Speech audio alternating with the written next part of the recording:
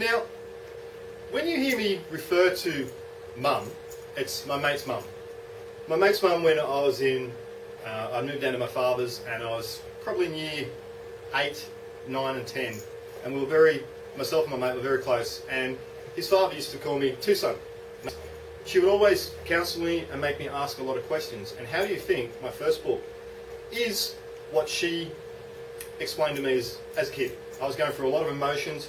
My father was diagnosed with schizophrenia. I was going to catch the same disease. I was going to catch crazy.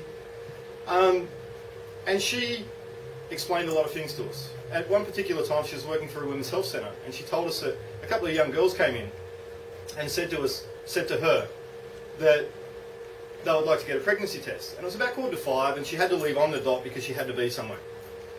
And she just looked at her and said, look, okay, when did you last have sex?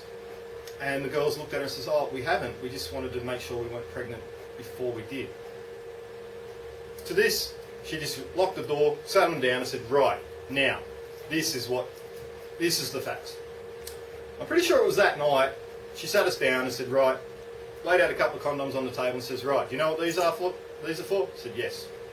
You know how to use them? Yes, they go on your dick. Cool, no worries. She said, right, do you do drugs? Do you do alcohol? She says, yes, we drink.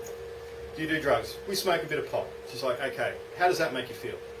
We get pretty stoned, and then at times we get the munchies. And she's like, the munchies? What's the munchies?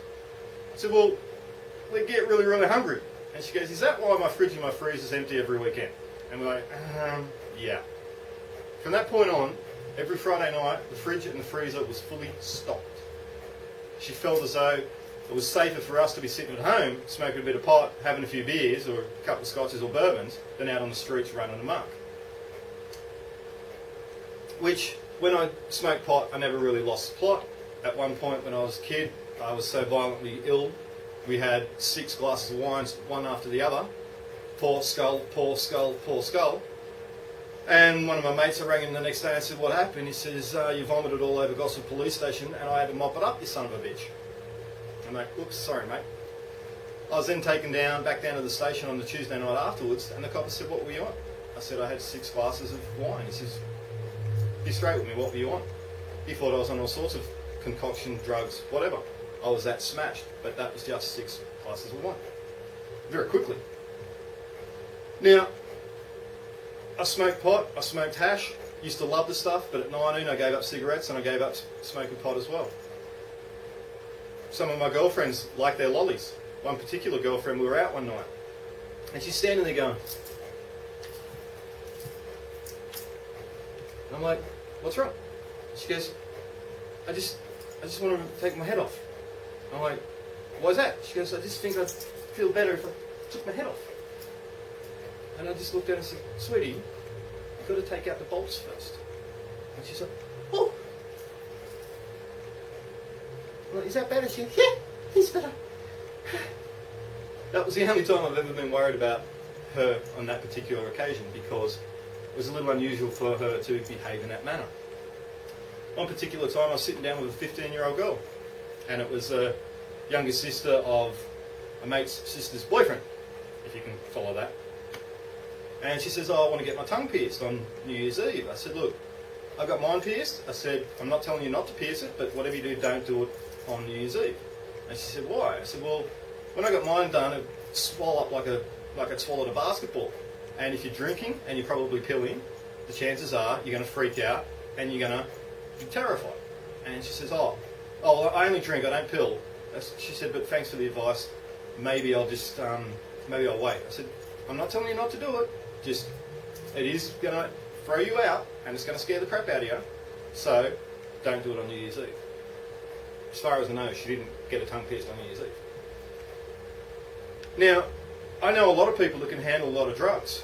It is not the drug that is the issue, it is the person. And if you're trying to stand over a child and toilet train them at gunpoint, literally control their life all the way throughout their life, when they do drugs, they're going to lose the plot.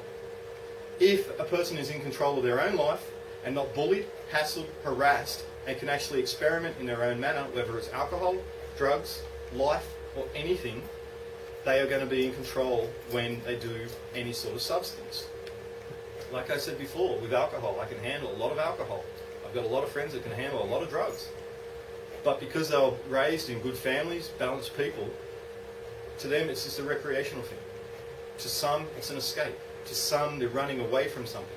To some, they're just hiding from their pain, which was inflicted throughout their life. Maybe as far back as their teen years, maybe as far back as their infancy, maybe even their babyhood. There are things in our lives that affect us. And if we don't learn how to understand and control, by self-control, those issues that we have, our emotional issues, our psychological issues, then the drugs are just going to escalate the problem. The alcohol is just going to escalate the problem. Because drugs and alcohol are an amplifier. If you're in a bad mood, they bring you down. If you're in a good mood, they bring you up. And if you ever mess with that person on that high, they're going to snap because you interfered with their high. Or they're going to snap because you interfered with their low. And they're going to take it out on you. Let them experience their own life with their own feelings. I strongly believe in counselling, and maybe counselling can actually help with alcohol and drug addictions. Telling people that they're idiots, they're morons, they're stupid heads, and telling them they're drug addicts and alcoholics is just simply the wrong way about it. So, that's drugs, that's alcohol, but always try to stay calm, relaxed, and in control of your own mind and your own body, even when you're drinking or doing drugs. Bisexual.